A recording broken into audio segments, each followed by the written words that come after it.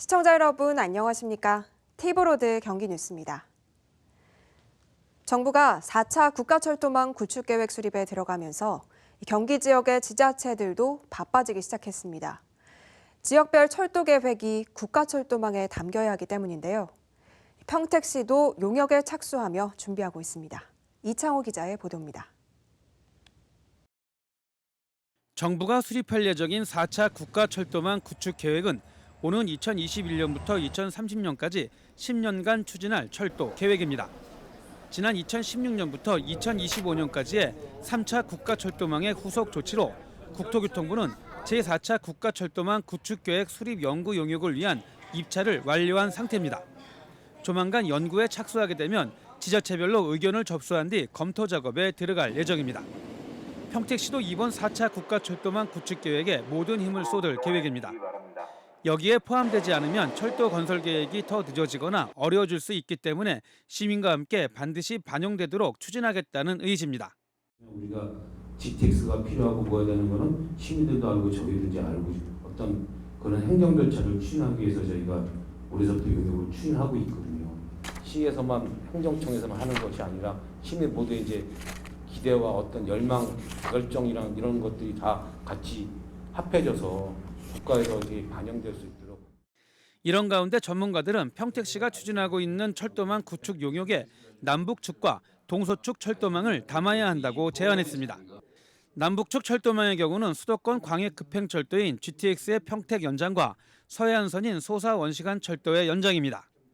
김항배 남서울대 교수는 여러 가지의 국가철도망이 평택을 지나고 있는 만큼 이를 적극 활용해야 한다고 강조했습니다. 평택이 가지고 있는 잠재력으로는 국가의 중요한 철도망이 평택을 지나간다는 겁니다. 국가 철도망이 지나가고 있습니다. 수도권 고속선 SRT, 그다음 경부고속선 KTX, 경부선, 서해선, 그다음 경부선 등사 이런 것들이 지나가기 때문에 이것을 잘 활용하면 상당히 기회를 열립니다. 고덕신도시와 브레인시티 등 대규모 개발 사업이 진행되고 있는 곳으로는 트램을 설치하자는 의견도 나왔습니다. 평택역에서부터 시청과 지제역, 브레인시티, 고덕신도시를 순환하는 트램 노선을 구축해 구도심과 신도심 등의 지역 간 연결성을 높일 수 있다는 분석입니다. 친환경 대중교통수단을 신도시에 이렇게 도입하는 방안에 대한 검토가 필요합니다. 외국에도 뭐 일본이나 코리아 구도시도 신도시도 이런 지하철 말고 전기로 가면서 공항을 유발하지 않는 우리가 사회 인구를 해서 이런 타운철도 새로운 노변 전차의 도입을. 평택시는 기자단이 마련한 토론회에서 제시된 전문가들의 의견을 철도망 구축 용역에 담아 정부에 제출할 계획입니다. 티브로드 뉴스 이창호입니다. 경기도가 이른바 생활 적폐 청산을 위해 부동산 관련 단속 활동을 강화하고 있습니다. 허위 매물을 인터넷에 올려온 부동산 중개업자와 오피스텔을 이용한 불법 숙박업자들이 대거 적발됐습니다. 박일국 기자입니다. 업무시설로 건설된 한 오피스텔 내부입니다. 숙박업소에서 사용하는 침대 커버와 각종 세척제가 가득합니다. 오피스텔을 임대해 숙박시설로 운영한 겁니다. 숙박업 신고도 없이 오피스텔을 여관 등으로 활용해온 업체 26곳이 경기도에 적발됐습니다. 일부는 행정기관의 폐쇄 명령을 받고도 모바일 앱 등을 통해 버젓이 영업을 해온 것으로 드러났습니다. 불법 숙박업체의 경우에는 객실 내 완강기 등 피난시설이 미비로 인명피해가 발생하거나 미성년자 혼숙으로 각종 범죄 발생 가능성이 높습니다. 부동산 중개업소에 대한 단속도 강화되고 있습니다.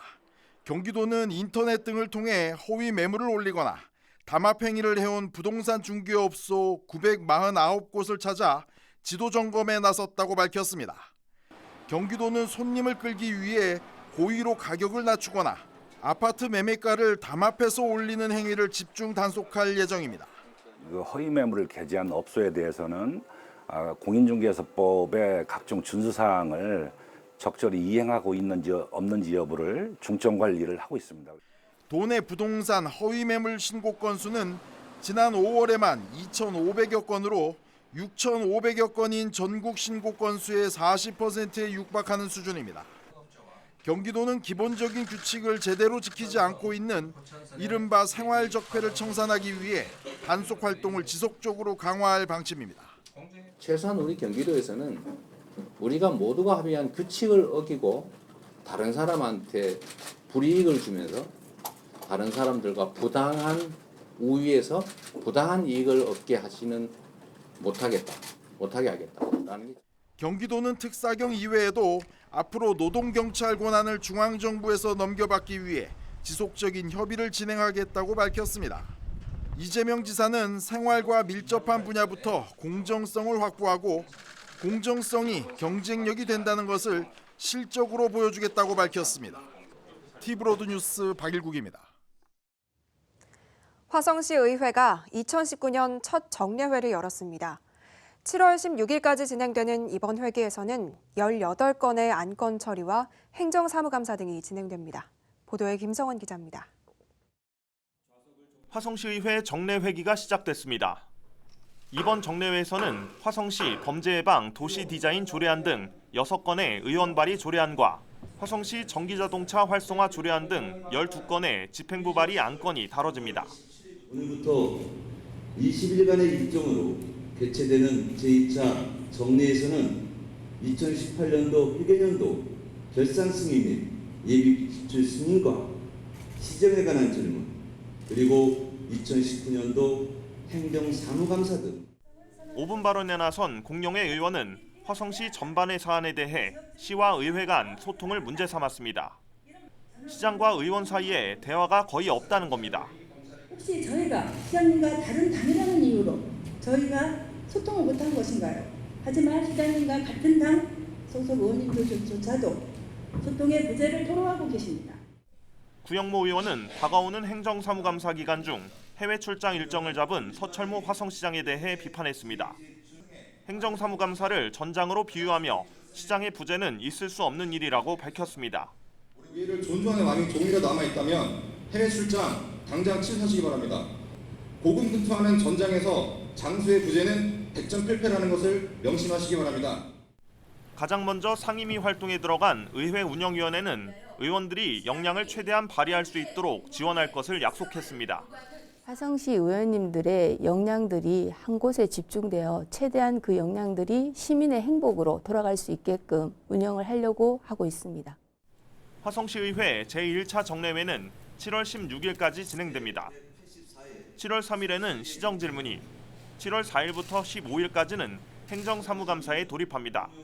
화성시의회는 시민에게 힘이 되는 의회라는 가장 평범하고 본연의 의회로서의 모습으로 최선을 다하고자 합니다. 항상 귀 기울여 주시고 지켜봐 주십시오. 감사합니다. 한편 화성시의회는 각 상임위원회별로 지역복지시설과 폐기물 처리장 등 현장 방문도 진행합니다. 티브로드 뉴스 김성원입니다. 용인시가 전국 지자체 가운데 처음으로 6.25 한국전쟁에 참전한 터키 용사들을 초청하기로 했습니다. 시는 당시 김량장 전투 등에서 대승을 거둔 터키군의 활약상 등도 발굴해 전파할 계획입니다.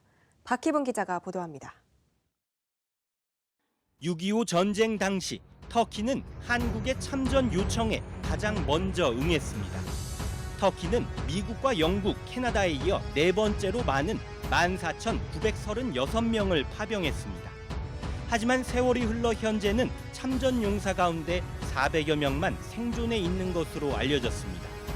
터키군은 1950년 10월 18일 부산에 한개 여단이 먼저 상륙한 이후 전국 각지의 전투에서 활약했는데 특히 용인 일대에서 큰 업적을 남겼습니다. 김량장 전투에서 압도적으로 우세였던 중공군을 상대로 백병전을 벌여 한 명당 40명 상당을 무찌르는 대승을 거뒀습니다. 이 전투를 계기로 전세가 역전되기 시작했고 중공군과 인민군을 서울 이북으로 물러나게 했습니다. 정부는 이 같은 역사적 의미를 고려해 1974년 용인 마성나들목 인근에 한국 유일의 터키군 참전 기념비를 건립하고 국가보훈시설로 관리하고 있습니다. 용인시는 전국 지자체 가운데 처음으로 터키 참전 용사들을 초청하기로 했습니다. 시는 관련 예산을 편성한 뒤 대상자를 선정해 연차적으로 초청 일정을 잡고 전적지를 재확인해 역사의 현장을 시민들에게 알릴 계획입니다. 참전용사 대부분이 80대 중반을 넘긴 고령인 상황이라 한국 방문이 쉽지 않은 만큼 시가 적극적으로 나서 기회를 제공하기로 한 겁니다. 저희가 또 마침 터키 카이세르 시랑 자매 도시거든요. 그리고 용인 김양장 전투가 또 벌어졌던 곳도 있어서 그걸 연계해서 그 내년 70주년, 6.25 70주년에 맞춰서 그 터키군 노병들의 고마움을 표시하기 위해서 행사를 갖는 거거든요.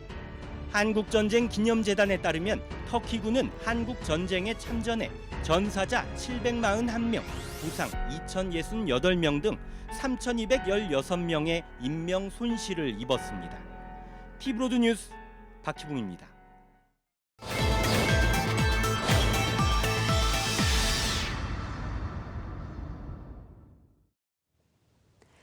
제2 윤창호법이 시행되면서 경찰이 대대적인 음주 단속을 벌였습니다. 시행 첫날 경기 남부 지역에서 22명이 적발됐는데요. 7명에게는 강화된 단속법이 적용됐습니다. 평택에서는 밀린 월세 때문에 집주인을 살해한 20대가 붙잡혔습니다. 한 주간 경기도에서 일어난 사건 사고 소식 박희붕 기자가 정리했습니다. 음주운전 단속 기준을 강화한 이른바 제2 윤창호법. 시행 첫날인 지난 25일 경기 남부 지역 모든 경찰서에서 단속을 벌인 결과 22명이 적발됐습니다. 면허 정지 9명, 취소 12명, 측정 거부 1명으로 집계됐고 3명은 훈방 조치됐습니다. 이들 가운데 기존에는 훈방 대상이지만 이번에 강화된 기준으로 면허 정지에 해당하는 0.03에서 0.05% 구간에 단속된 사람은 2명이었습니다. 또 기존 면허 정지 구간이었다가 면허 취소 구간으로 바뀐 0.08에서 0.10%에 단속된 사람은 5명으로 나타나 전체 적발 인원 가운데 7명이 강화된 기준을 적용받았습니다. 제2 윤창호법 시행으로 면허 정지 기준은 혈중 알코올 농도 0.05% 이상에서 0.03% 이상으로, 면허 취소 기준은 0.1%에서 0.08% 이상으로 강화됐습니다. 음주운전 처벌 상한은 현행 징역 3년, 벌금 1,000만 원에서 징역 5년, 벌금 2천만 원으로, 적발 면허 취소 기준도 종전 3회에서 2회로 강화됐고, 사망 사고를 낼 경우 운전 결격 기간을 5년으로 두는 내용도 새로 담겼습니다. 밀린 월세를 달라는 집주인을 흉기로 살해한 20대 남성이 경찰에 붙잡혔습니다. 평택경찰서는 살인 혐의로 24살 A모 씨를 긴급 체포했습니다. A 씨는 지난 26일 자신이 새들어 사는 다세대 주택에서 집주인의 어깨와 머리 뒤쪽 등을 흉기로 수차례 찔러 숨지게 한 혐의를 받고 있습니다. 범행 직후 달아난 A 씨는 다음 날 오전 사건 현장 인근 공원에서 경찰에 붙잡혔습니다. 경찰은 피해자가 월세를 받으러 여러 차례 찾아오자 범행한 것으로 보인다며 A 씨에게 구속영장을 신청하기로 했습니다. 용인시가 환경 영향평가 내용을 누락한 채 산업단지 승인 심의 절차를 이행해 녹지가 훼손되고 들어서서는 안 될 아파트가 건립된 것으로 드러났습니다. 시는 관내 산업단지 승인 과정에 대한 감사를 벌여 행정 업무를 제대로 하지 않은 공무원 3명을 용인 동부경찰서에 수사 의뢰했다고 밝혔습니다. 이들은 산업단지에 대한 환경 영향평가 협의 내용을 빠뜨린 채 경기도 산업단지 계획심의위원회에 승인 계획을 올린 것으로 확인됐습니다. 평가에서는 사업 부진의 녹지 5천여 제곱미터를 원형대로 보존하고 사업 시행자가 계획한 아파트 2개 동을 업무시설 1개 동으로 변경하도록 했지만 경기도로 넘어간 심의 자료에는 이런 내용이 빠졌습니다. 용인시는 해당 공무원이 사업 시행자에게 특혜를 제공했는지를 밝히기 위해 경찰에 수사를 의뢰했다고 밝혔습니다. 티브로드 뉴스 박희붕입니다.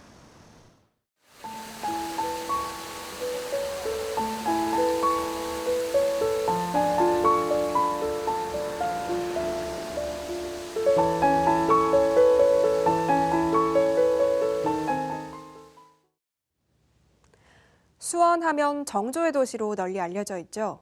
이 수원 화성을 비롯한 값진 유산들이 지역과 또 한국을 빛내고 있는데요.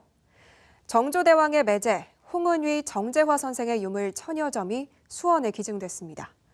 보물급 유물들도 포함돼 있어 조선 왕실 연구에도 큰 도움이 될 것으로 기대되고 있습니다. 김효승 기자입니다. 정조대왕이 여동생인 청현공주에게 썼던 한글 편지 기록입니다. 또 다른 문서에는 정조의 서명이 새겨져 있습니다. 보물급의 가치를 지닌 정제화 선생의 초상도 자리합니다. 정조대왕의 매제이자 사도세자의 사위, 이른바 부마였던 정제화 선생 유물들이 수원을 찾았습니다. 정제화 선생의 후손이 천여 점의 유물을 수원화성 박물관에 기증한 겁니다. 다시금 유물의 가치를 배우고 조상님에 대한 긍지와 자부심을 갖게 된 소중한 시간이었습니다. 저희는 청성공주님의 부모님이신 장조 임금님과 헌경왕후 그리고 정조 임금님이 계신 이곳 수원 화성박물관에 문서마다 정제화라는 이름이 적힌 부분이 가려져 왕실에서 그만큼 중요한 인물임을 알 수 있습니다. 사도세자의 막내딸 청선공주와 홍은이 정제화가 결혼하는 과정에서의 문서부터 족보, 신분증을 비롯한 유물들도 기증됐습니다. 조선 왕실의 역사 자료가 200여 년의 세월이 무색할 만큼 깨끗한 상태로 후세에 전해지게 됐습니다. 조선 왕조의 부마와 관련된 문중에 그 집안의 유물들은 현재 그렇게 알려져 있는 바가 없습니다. 그래서 조선 왕실의 부마 연구에 있어서 매우 중요한 유물로 사료적인 가치가 있다고 판단됩니다. 수원시가 기증받은 것 중 최대의 규모이자 매우 큰 가치를 지니고 있는 홍은이 정제화 선생 가문의 유물들. 유물의 가치가 더욱 빛날 수 있도록 안전하고 체계적으로 보존 관리해 나가고 심도 깊은 연구도 추진할 것입니다. 수원시는 역사 연구와 더불어 특별전 등을 통해 기증받은 유물을 널리 알린다는 계획입니다. 티브로드 뉴스 김효승입니다. 배우를 꿈꾸는 30여 명의 학생들이 방학을 맞은 대학교에서 뮤지컬 연습에 한창이라고 합니다. 이달 열리는 공연을 위한 막바지 준비 때문인데요. 권예솔 기자가 만나봤습니다. 학생들의 뮤지컬 연습이 한창인 체육관. 땀으로 흠뻑 젖은 채 생동감 넘치는 표정과 몸짓으로 연기를 이어나갑니다. 1933년 천재 연출가의 새 작품 소식에 오디션을 보러 온 시골 소녀 패기소녀. 한때 스타였던 도로시에 가려져 오디션도 보지 못한 채 무대에서 쫓겨나지만 그녀의 재능을 알아본 동료들의 응원 덕에 결국 당당히 주인공 자리를 꿰찹니다. 인생의 주인공이 되길 꿈꾸는 한세대학교 공연예술학과 학생들의 마음을 담은 뮤지컬 댄싱 온 더 브로드웨이. 어려운 시기에 이제 그 배우의 꿈을 가진 어떤 배우가 성공하게 되는 성공기의 내용을 담고 있고, 그리고 이제 쇼적인 면들과 탭댄스도 많이 나오기 때문에 관객들이 부담 없이 재밌게 그냥 쇼 보듯이 관람하시면은 좋게 관람할 수 있을 것 같습니다. 안무부터 노래, 무대 세트와 의상까지 모두 학생들의 손끝에서 탄생했습니다. 여러 차례 계속되는 연습을 통해 연그러가는 무대. 처음 배운 탭댄스 실력은 반복을 통해 일취월장 성장했습니다. 지난 3개월 동안 쏟아부었던 노력의 결실을 올해 군포문화예술회관에서 선보입니다. 공연은 7월 6일과 7일 오후 4시에 군포문화예술회관 철쭉홀에서 무료로 즐길 수 있습니다. 티브로드 뉴스 권예솔입니다. 안성시 의회는 경부고속도로 부산 방향 안성휴게소 명칭 변경 반대와 유천 송탄 취수장 폐쇄를 촉구하는 결의안을 채택했습니다. 최근 평택 출신 도의원이 부산 방향 안성휴게소의 토지 일부가 평택의 땅이 포함됐다며 이름을 개명하자고 제안했습니다. 이에 안성시 의회는 지난 1983년 안성과 평택의 국회의원 중선거구를 개편하면서 평택에 뺏긴 땅인데 이름까지 내줘야겠냐며 반발했습니다. 또 평택시는 유천 송탄 취수장을 전면 폐쇄하고 경기도는 민선 7개에 약속한 상수원 보호구역 수질 개선, 합리적 규제 개선에 관한 공약을 빨리 이행하라고 촉구했습니다.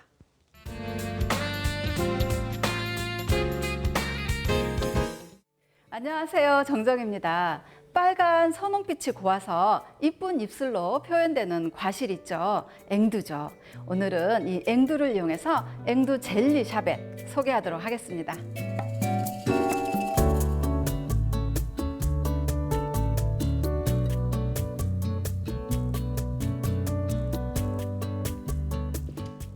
앵두는 바락바락 주물러서 씨앗을 빼줍니다.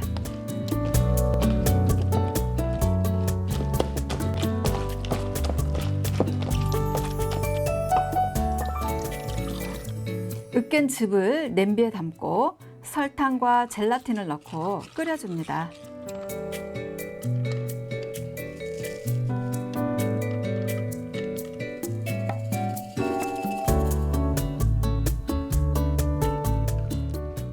모양 틀에 부어 냉장고에 1시간가량 두면 앵두 젤리가 완성됩니다.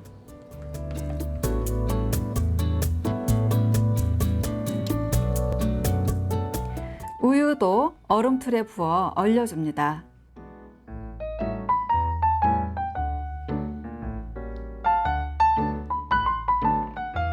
완성된 우유 얼음은 분쇄기로 갈아주거나 포크로 으깨줍니다.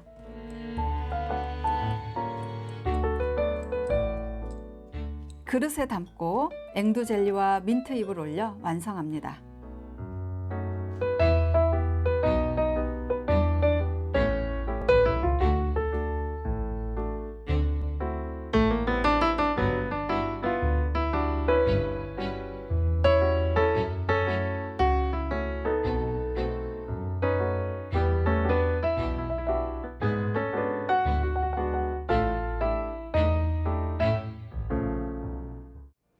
앵두는 혈액순환에 좋으며 특히 기침 감기에 효과가 있는 것으로 알려져 있습니다. 앵두 젤리 샤벳으로 건강까지 챙겨보시기 바랍니다. 다음은 지역 소식입니다.